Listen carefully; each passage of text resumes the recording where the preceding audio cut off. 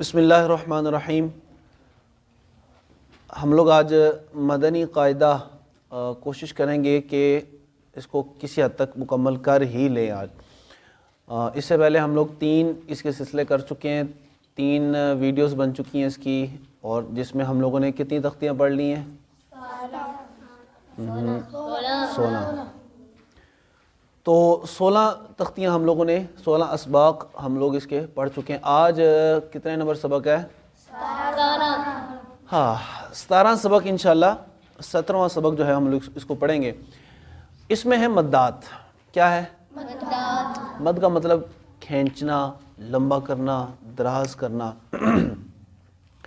مد ہمیشہ 2 سبب سے آتی ہے، مد ہمیشہ 2 سبب سے آتی ہے۔ 2 وجہ ہو سکتی ہیں، یا تو یہ وجہ ہوگی یا وہ وجہ ہوگی، وہ والی وجہ۔ 2 وجوہات ہو سکتی ہیں جس کی وجہ سے مد آتی ہے، یا تو حمزہ کی وجہ سے آئے گی یا سکون کی وجہ سے آئے گی، یا تو حمزہ کی وجہ سے یا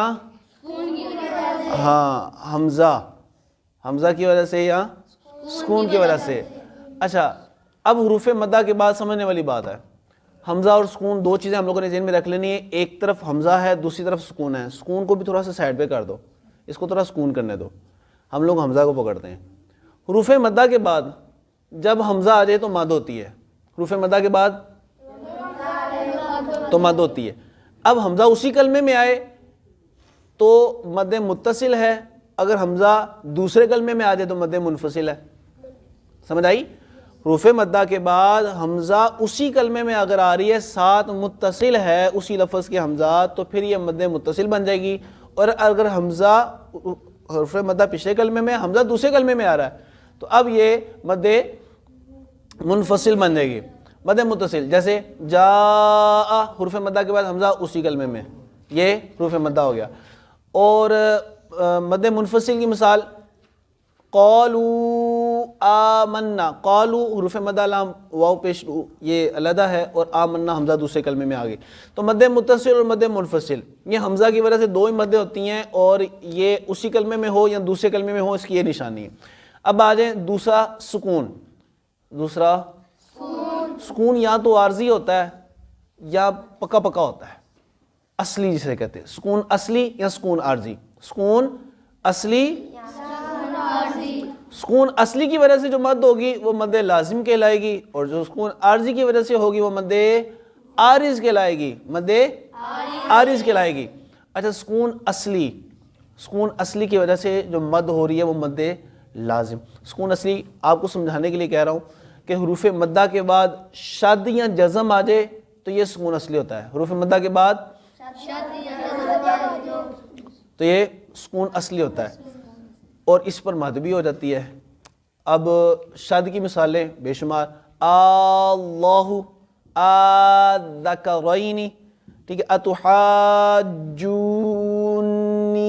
یہ حروف مدہ کے بعد شد آ رہی ہے، اور اسی وجہ سے اس پر مد لازم ہوتی ہے۔ دوسرا جو مد لازم ہے اس کی وجہ ساکن حرف، شد اور سکون کا تھا نا جزم۔ جزم کی مثال آل آنا، آل حروف مدہ کے بعد لام ساکن ہے، تو اس کی وجہ سے یہاں پر جو ہے وہ مد لازم ہو جائے گی۔ اچھا، یہ تو ہوگی مد لازم۔ اور مد عارض کیا ہے؟ سکون عارضی۔ سمپل سی بات ہے، سکون عارضی کب ہوتا ہے؟ وقف کی وجہ سے ہوتا ہے۔ کب ہوتا ہے؟ وقف کی وجہ سے ہوتا ہے۔ تو جب بھی حروف مدہ کے بعد وقف ہوگا تو ہم اس پر مد عارض کر دیں گے۔ جیسے رب العالمین نہ تھا، وقف کیا تو رب العالمین ہو گیا، حروف مدہ کے بعد نون ساکن عارضی طور پر ہوا، اس لیے ہم اس کو پڑھیں گے رب العالمین، مد کر دیں گے۔ کیا کر دیں گے؟ اچھا، مزے کی بات یہ ہے، مد لازم اور مد عارض یہ حروف مدہ کے بعد تو ہوتی ہیں، اگر حروف لین کے بعد بھی سکون اصلی یا عارضی آ جائے نا تو یہ مد لین لازم یا مد لین عارض بھی ہو جایا کرتے ہیں۔ بس یہ حروف مدہ کے بعد سکون آ جائے، اس کی مثال حروف مقطعات میں ملتی ہے، 18ویں سبق کے اندر یہ ہے، حامیم عین سین، عین پہ مد بن جائے گی، کیونکہ عین یا زبر آئی نون ساکن ہے، تو یہ سکون اصلی ہے، یہاں پہ مد لین لازم ہو جائے گی۔ اور اسی طرح مد لین عارض، حروف لین کے بعد جب سکون عارضی ہو، جیسے قریش، خوف، یہ حروف لین کے بعد سکون عارضی ہے، وقتی طور پہ سکون ہے نا، یہاں پہ وقتی طور پہ ساکن ہو، ورنہ تو یہ متحرک تھا، تو اس وجہ سے یہاں پہ مد لین عارض ہو جائے گا۔ ٹوٹل کتنی مدیں ہو گئی؟ مد متصل، مد منفصل، مد لازم، مد عارض وقتی طور پہ، اور مد لین لازم اور مد لین عارض، ٹھیک ہے۔ اب مد عارض جو ہے مد متصل سے شروع کرتے ہیں، 2-2.5 الف کے قریب، اس کو 1 الف کی مقدار 2 حرکات کے برابر ہوتی ہے، تو 2-2.5 الف کے قریب مد متصل مد منفصل کو لمبا کر لیں، اور باقیوں کو 1 2 3 مد لازم ہے تو مد لازم کو 3 الف تک کھینچ کے اس کو پڑھ لیں، ویسے کئی کتابوں میں 5 الف کا بھی لکھا ہوا ہے، خیر 3 الف تک اس کو کھینچ کے پڑھ سکتے ہیں، اور مد عارض جو ہے اس کو 1 2 3 الف تک بھی کھینچ کر پڑھا جا سکتا ہے۔ یہ تو ہو گیا مد متصل اور مدات کا سارا بیان۔ یہ کون سی تختی تھی؟ 17ویں۔ اب 18ویں تختی میں آ جائے۔ 18ویں تختی میں حروف مقطعات، اور یہ سارے جتنے بھی حروف مقطعات ہیں نا، یہ سب میں مد لازم ہوتی ہے، صرف جہاں پر عین آئے گا وہاں پر مد لین لازم ہے، باقی ہر جگہ پر مد لازم ہے، لمبا ہی کرنا ہے۔ الف لام میم قاف نون، یہ جتنے بھی ہیں لمبے ہی کرنے ہیں، یہ سارے مدیں اسی طرح پڑھنی ہے، اور یہ سارے کے سارے لمبے ہوتے ہیں، ان سب پہ مد لازم ہوگی۔ اچھا 18ویں کے بعد آ گیا 19واں سبق۔ کیا آ گیا؟ 19واں سبق۔ ہم لوگ اس کو مختصر کر کے پڑھ رہے ہیں تاکہ آپ کو ریویژن میں آسانی ہو، اس وجہ سے شارٹ سارا چل رہا ہے، ورنہ تفصیلاً آپ لوگ کسی حد تک پڑھ چکے اور باقی جو رہ گئے وہ پڑھنے ساتھ ساتھ۔ 19ویں سبق میں ایک بڑی مزیدار چیز ہے، بعض اوقات آپ لوگوں نے دیکھا ہوگا الف کے اوپر گول دائرہ ہوتا ہے، الف کے اوپر کیا ہوتا ہے؟ چھوٹا سا سرکل آ رہا ہوتا ہے الف کے اوپر۔ اس سرکل کا مطلب یہ ہے کہ یہ جو الف ہے نا اس کو پڑھنا نہیں ہے، یہ جو الف ہے اس کو پڑھنا نہیں ہے، ٹھیک ہے۔ اور جب بھی قرآن پاک میں لفظ آ جائیں ہم لوگ اس کو نہیں پڑھتے۔ اب جیسے مثال آ رہی ہے قواریر، ٹھیک ہے، سلاسلہ، اس میں ایک چیز ضرور ذہن میں رکھنی ہے، جب یہ الف، اس کو الف زائدہ بولتے ہیں، کیا کہتے ہیں؟ جب یہ الف زائدہ لفظ کے آخر میں آ جائے نا تو وقف کی حالت میں یہ پڑھا جائے گا، ورنہ نہیں یہ پڑھا جائے گا۔ جیسے سلاسلہ تھا نا، الف آخر میں آ رہا ہے الف زائدہ، تو جب وقف میں اس کو پڑھیں گے تو یہ سلاسلہ بن جائے گا، قواریرا بن جائے گا، ٹھیک ہے۔ یہ شروع میں جو پہلے 5-6 لفظ لکھے ہوئے ہیں وہ آخری میں الف زائدہ ہے، اس وجہ سے وقف میں اس کو جو ہے وہ پڑھیں گے، بغیر وقف کے جب ملا کر پڑھنا ہو وصل کی صورت میں تو پھر ہم اس الف کو نہیں پڑھیں گے۔ اور باقی جتنے بھی الفاظ آپ لوگوں نے دیکھے ہیں آخر میں جن کے اوپر الف کے اوپر گول دائرہ لگا ہوا ہے، وہ اس کے آگے جتنے بھی الفاظ ہیں وہ سارے کے سارے کون سے ہیں؟ اس میں الف کو الف زائدہ کو نہیں پڑھنا، ٹھیک ہے، سمجھ آ رہی بات میری؟ 19ویں تختی ہو گئی، اور اب آگے 20ویں تختی، 20واں سبق۔ 20ویں سبق کے اندر نا یہ مختلف چیزیں ہیں، اس میں سمجھ لو شروع میں تو 4 کا پڑھا ہے۔ سب سے پہلے اظہار مطلق، کیا ہے؟ اظہار مطلق۔ اظہار مطلق نون ساکن تنوین کے بعد حروف یرملون میں سے کوئی آ جائے تو کیا ہوتا ہے؟ ادغام ہوتا ہے۔ نون ساکن یا تنوین کے بعد کوئی حروف یرملون میں سے کوئی آ جائے تو ادغام ہوتا ہے، مگر جب نون ساکن یا تنوین کے بعد حروف یرملون میں سے کوئی اسی حرف میں آ جائے تو پھر ادغام نہیں ہوتا، پھر اظہار ہوتا ہے، اور اس کو اظہار مطلق کہتے ہیں۔ جیسے دنیا، اس کو دنیا نہیں پڑھیں گے، بنیان، اس کو بنیان نہیں پڑھیں گے، یہ 4 لفظ ہیں، کتنے ہیں؟ صنوان، قنوان، بنیان اور دنیا، نون پہ کلکلا نہیں ہوگا، دن نہیں پڑھیں گے، صنوان قنوان نہیں پڑھیں گے، ٹھیک ہے۔ اس میں اظہار مطلق کا قاعدہ۔ دوسرے طرف یہ بھی 4 حرف ہے، پہلے بھی 4 حرف تھے، اب یہ بھی 4 حرف ہے۔ سکتہ، آواز، ابھی آج بھی ایک بچے نے سبق سنایا سکتے کے حوالے سے، آواز روک لینی ہے، سانس نہیں توڑنا، یعنی آواز چپ ہو جائے گی، بند ہو جائے گی آواز وقتی طور پہ، مگر سانس نہیں ٹوٹے گا، سانس وہی چلتا رہے گا، اور پہلے لفظ کے ساتھ وقف کر کے پھر آگے ہم لوگوں نے ملا دینا ہے۔ مثال کے طور پہ کلا بل رونا، بل کے بعد تھوڑی سی خاموشی کی، سانس نہیں توڑنا، کلا بل رونا، اور ممبر قدینا ہادا، تھوڑا وقفہ لگا کے ممبر قدینا، اس طرح عوجا قیما، اور پھر ایک ہو گیا وقیل من روق، یہ 4 حرف ہو گئے، ٹھیک ہے، ان میں آواز وقتی طور پہ ٹوٹ جائے گی اور پھر بعد میں شروع ہو جائے گی اور سانس نہیں ٹوٹے گا. یہ ہو گیا سکتہ. کیا ہو گیا؟ سکتہ. اس سے آگے آ جائیں. 4 حروف قرآن پاک میں ایسے ہیں کہ جو صاد کے اوپر سین لکھا ہوا ہے. کیا لکھا ہوا ہے؟ سین.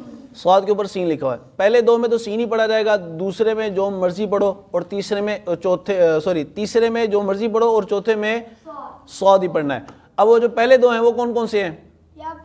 یبسطو اور بسطن. تیسرا جس میں سین اور صاد دونوں پڑھ سکتے ہیں کیا ہے؟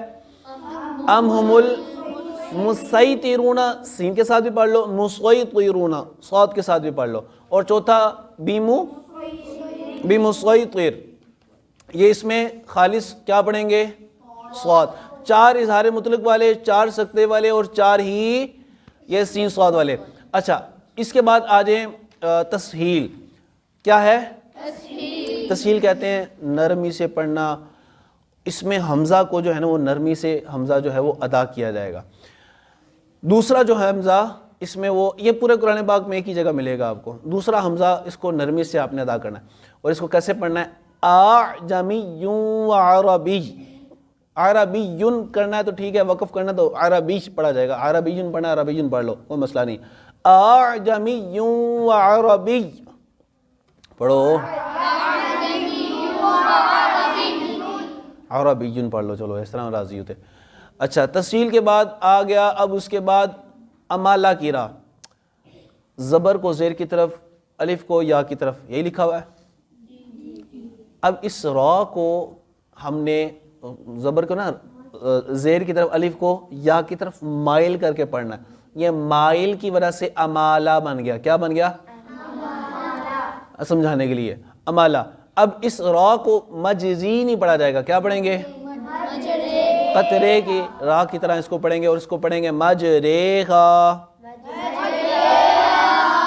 مجریغا یہ ہوگی امالہ کبریٰ، مطلب امالہ یاد رکھ لو. یہ پورے قرآن پاک میں یہ بھی ایک جگہ. آگے لفظ ہے بئس الاسم الفسوق. کیا لفظ ہے؟ اصل میں تھا بئس الاسم الفسوق. جب ملا کر پڑھا سمپلی بات ہے تو الف گر گیا تو بئس الاسم الفسوق ایک تعلیل ہوئی، اس کی وجہ سے جو لام کے نیچے زیر لگ گئی تو بئس الاسم الفسوق ہو گیا. یہ قاعدہ نہ کرو، پڑھنا پڑھو، نہیں پڑھنا نہ پڑھو، اس میں کوئی مسئلہ نہیں، نماز میں کوئی فرق نہیں پڑنے لگا. یاد کر لینا بہتر ہے. بئس الاسم الفسوق اس لفظ کو پڑھا جائے گا. اب آ جاؤ کون سی تختی ہے؟ 21ویں سبق. 21ویں جو تختی ہے یہ ہے وقف کی. کس کی ہے؟ وقف کی. اچھا وقف کے معنی ہے رک جانا، ٹھہر جانا. اس میں 2-3 باتیں اصولی ذہن میں رکھ لو پھر آگے چلتے ہیں ساتھ ہی. ایک تو یہ بات ہے کہ جب وقف ہوتا ہے نا تب آواز بھی ٹوٹ جاتی ہے، سانس بھی ٹوٹ جاتا ہے. سکتے کی طرح یہ نہیں ہے کہ آواز ٹوٹ جاتی ہے سانس نہیں ٹوٹتا، وہ سکتے میں. وقف میں سانس بھی ٹوٹ جاتا ہے اور آواز بھی ٹوٹ جاتی ہے. اور جس حرف پر وقف ہو رہا ہوتا ہے نا اس کے آخری حرف کو ہم نے لازمی ذہن میں رکھنا ہے. اب وہ کیا ذہن میں رکھنا ہے یہ آگے سن لیتے ہیں. کچھ علامت ہوتی ہیں وقف کی، ان پر رکنا چاہیے. وہ علامت آخر میں لکھی ہوئی ہے، تو ہے، میم ہے، جیم ہے، اس طرح مختلف ان کی علامت اور اس کے آگے سارا وہ تفصیلات لکھی ہوئی. خیر وقف اپنی مرضی سے اگر کرنا ہے تب بھی اصولوں کے مطابق کرنا ہے. اگر اپنی مرضی سے کرنا ہے تو پھر پیچھے سے ملا کر پڑھنا ہے، اس کو اعادہ کہتے ہیں. پیچھے سے ملا کر لازمی پڑھنا ہے. اور اگر جہاں پہ وقف پہلے سے لکھا ہوا ہے وہاں پہ وقف کرتے ہو تو پھر ٹھیک ہے آگے ملا کر پڑھ لو. ایک بات. دوسری بات، زبر زیر پیش، 2 زیر 2 پیش، کھڑی زیر الٹی پیش، یہ اگر حرف کے آخر میں آ جائے تو اس حرف کے آخری حرف کو، اس لفظ کے آخری حرف کو کیا کر دیں گے؟ ساکن کر دیں گے. کیا کریں گے؟ ساکن. الحمدللہ رب العالمین وقف میں عالمین، الرحمن الرحیمی وقف میں رحیم. اسی طرح نستعین وقف میں نستعین. زبر زیر پیش، 2 زیر 2 پیش، کھڑا زیر الٹا پیش ہو تو اس کو ہم وقف میں ساکن کر دیں گے، ساکن کر دیں گے. دوسرے نمبر پہ بات حروف مدہ یا کھڑا زبر ہو. حروف مدہ یا وقف کے آخر میں آ جائے تو ان کو چھیڑنا ہی نہیں ہے.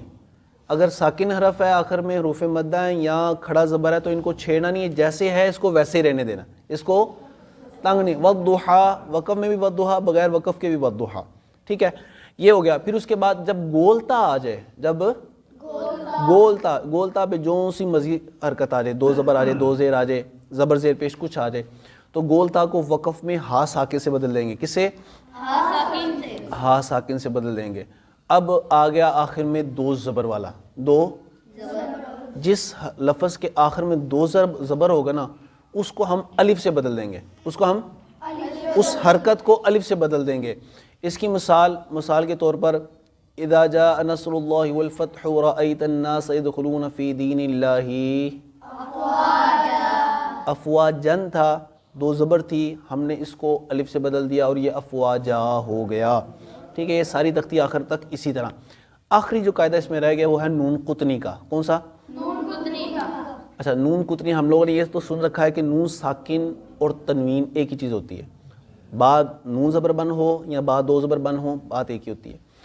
تو جب تنوین کے بعد حمزہ وصلی آ جائے، حمزہ وصلی وہ ہوتا ہے جو ملا کر پڑھنے کے دوران گر جاتا ہے. اکیلا پڑھا جائے گا حمزہ، مگر جب ملا کر پڑھیں گے تو اس حمزے کو پھر ہم نہیں پڑھیں گے. تو جب ملا کر تنوین کے بعد حمزہ وصلی آ جاتا ہے تو پھر کیا کرتے ہیں، ہم تنوین کی ایک حرکت کو پڑھ لیتے ہیں اور اس کا جو نیچے جو نون ہوتا ہے نون، اس نون کو نیچے زیر دے لیتے ہیں اور زیر کو پھر ہم اگلے حرف کے ساتھ ملا دیتے ہیں، الف کو گرا دیتے ہیں. یعنی کہ دو چار ٹپیکل سے چیزیں ہیں. تنوین کی ایک حرکت گرا دی، نون کے نیچے زیر دے دی اور الف حمزہ وصلی جو تھا اس کو گرا دیا. مثال کے طور پر منیب، وقف میں منیب ادخلوہا، اصل میں منیبین تھا ادخلو، تو منیبین کو کیا کر دیا، منیبی ندخلو، منیبی پھر مبینی نقتلو. اسی طرح قدیرن الذی، قدیرن الذی تھا تو جب ہم نے ملا کے اس کو پڑھا تو قدیرن الذی. اسی طرح قل هو اللہ احد اللہ الصمد ہوتا ہے، تو ہم جب اس کو ملا کر پڑھتے ہیں تو کیا بن جاتا ہے، احد اللہ الصمد. تو یہ کوشش میں نے یہی کی ہے کہ آج ہم لوگوں نے جلدی سے سارا کچھ کور اپ کر لیا. تو مدنی قاعدہ الحمدللہ مکمل ہوا. اللہ تعالی ہمیں اسے صحیح طرح پڑھنے سمجھنے کی توفیق عطا فرمائے. آمین بجاہ نبی الامین صلی اللہ علیہ وسلم.